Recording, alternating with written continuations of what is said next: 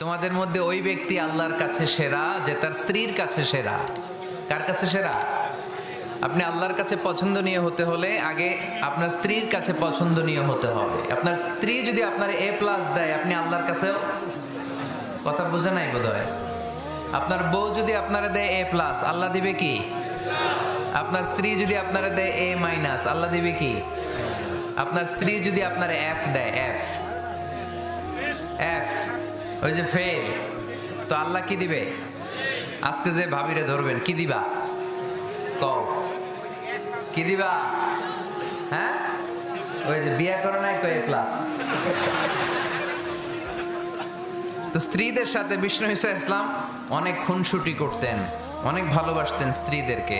আম্মা জান খাদিজাতুল কুবরা আত-তাহিরা রাদিয়াল্লাহু তাআলা আনহাকে বিষ্ণু ঈসা ইসলাম এত ভালোবাসতেন, তিনি বলতেন রুজিকতু হুব্বাহা,